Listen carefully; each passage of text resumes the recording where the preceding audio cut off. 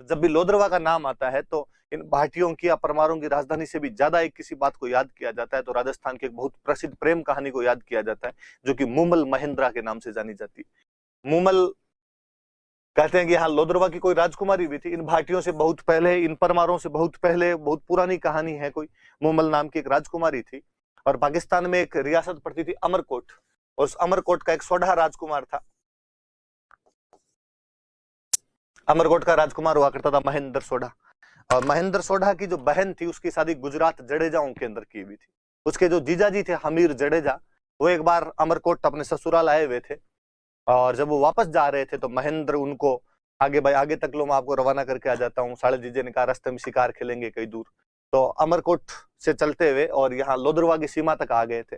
यहाँ पर कहते हैं प्यास वगैरह लगी और पास में मूमल का महल बना हुआ था, तो महेंद्र वहां से पानी वगैरह पीने के लिए जाता है। हालांकि कहते हैं कि उस मूमल का जो महल था उसकी सिक्योरिटी बहुत तेज थी, वहां अलग अलग जगह पे बहुत ही जंगली जानवर खड़े किए हुए थे, पर महेंद्र उन सब बाधाओं को पार करता हुआ मूमल के पास पहुंचता है। महेंद्र बहुत सुंदर था, उसकी शक्ति को देखकर, उसकी चतुराई को देखकर मूमल उस पर मोहित होती है, और दोनों वहां पर गंधर्व विवाह, जिसको आज के टाइम में आप बोलो तो लव मैरिज कर लेते हैं। और महेंद्र उसके बाद यहाँ से चला जाता है। पर कहा जाता है कि महेंद्र डेली रात को अपना ऊंट लेकर मूमल से मिलने के लिए अमरकोट से लोदरवा आया करता था। एक बार जब महेंद्र की बाकी रानियों को पता चला कि भाई बंदा रात को तो गायब हो जाता है, किधर जाता है, पता चला कि ऐसे ऐसे लोदरवा जाता है, तो एक रात में लोदरवा कैसे पहुंच जाता है, तो ये वाला जो ऊंट है इस पर बैठकर एक रात के अंदर वहां पहुंच जाता है। और एक बार उन्होंने ऊंट चेंज करवा दिया, वो ऊंट इधर उधर भेज दिया, दूसरा ऊंट था। उस दिन जो महेंद्र था वो अमरकोट से तो निकला, लेकिन नया ऊंट था, रास्ता भटक गया ऊंट। और जब जिस टाइम पर वो पहुंचता था उस टाइम पर वो पहुंच नहीं पाया, लेट हो गया, तो मूमल को नींद आ गई तब तक। और मूमल ने पहले वेट किया होगा भाई महेंद्र आएगा, और महेंद्र नहीं पहुंचा, तो कहते हैं उसकी एक बहन और थी मूमल की, सुमल नाम करके।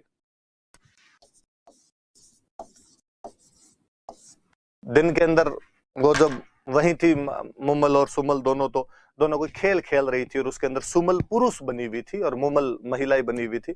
तो उसने वो मर्दाने कपड़े पहन रखे थे, पुरुष के कपड़े पहन रखे थे। और रात को जब महेंद्र आता है तो वो देखता है कि मूमल के साथ एक पुरुष सो रहा है, जबकि वास्तव में उसकी बहन सुमल ही सो रही थी।